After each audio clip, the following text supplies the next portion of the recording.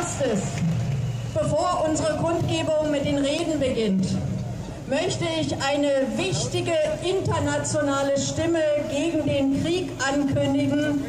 Jeffrey Sachs hat unserer Kundgebung ein persönliches Video, eine Grußbotschaft angefertigt.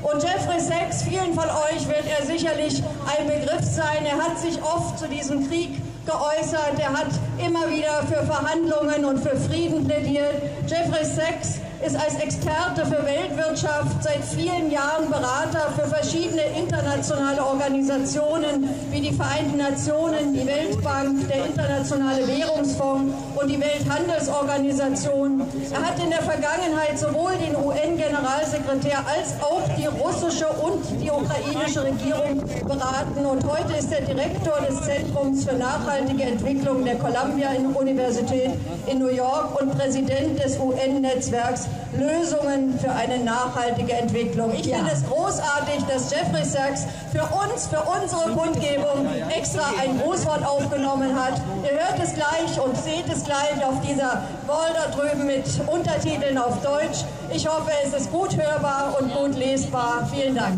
Ja, ihr Lieben, Jeffrey Sachs wird 5 Minuten sprechen und danach kommen wir alle 5. Wir sind zum Glück nicht nur 2, sind noch 3 weitere da. Kommen wir auf die Bühne und dann geht's los. Also, bis gleich. Hello, I'm Jeffrey Sachs, University Professor at Columbia University. Thank you for your efforts for peace. I have been an advisor to the governments of Russia, Ukraine, and the United Nations, and I want to speak with you about the truth about this war. We are not at the 1-year anniversary of the war. This is the 9th anniversary of the war.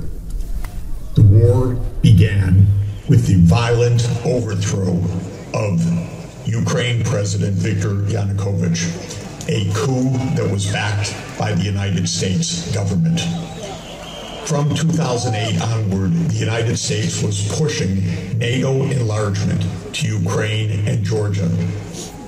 Yanukovych wanted neutrality.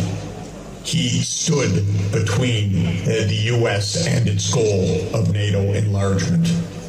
When protests broke out against Yanukovych at the end of 2013, the United States took the opportunity to escalate the protests and to contribute to a coup against Yanukovych in February 2014. That was the start of the war 9 years ago. Since then, Russia took Crimea, war broke out in the Donbass, NATO poured in billions of dollars of weaponry to Ukraine. The war constantly escalated. The so-called Minsk I and II peace agreements, in which Germany was to be co-guarantor, did not function because Ukraine refused to implement them, and Germany and France did not press for their implementation. At the end of 2021, President Putin made clear that the red lines for Russia were NATO enlargement to Ukraine as unacceptable, that Russia would maintain control of Crimea, and that the Donbass needed to be settled by implementation of the Minsk II agreements. The Biden White House refused to negotiate NATO enlargement. The Russian invasion tragically and wrongly took place in February 2022, 8 years after the Yanukovych coup. The United States has poured in massive armament since then, and the death and destruction is horrific. In March 2022, Ukraine said that it would negotiate on the basis of neutrality.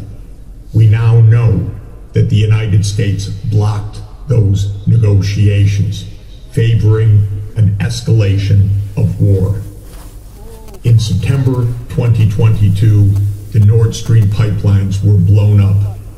The overwhelming evidence is the United States led that destruction of the Nord Stream pipelines. We are, ladies and gentlemen, on a path of dire escalation and lies or silence in the media. The entire narrative that this is the first anniversary of war is already a false narrative. This is a war that began because of NATO enlargement and the U.S. participation in a coup and the massive arming of Ukraine, and then the horrific invasion by Russia and escalation. This is a war that needs to stop before it engulfs all of us in nuclear Armageddon. Thank you for your efforts. We must speak truth. Both sides have lied and cheated and committed violence. Both sides need to back off. NATO must stop the attempt to enlarge to Ukraine and to Georgia. We must listen to the red lines of both sides so that the world will survive. Thank you so much for your efforts for peace. They are vital. Thank you.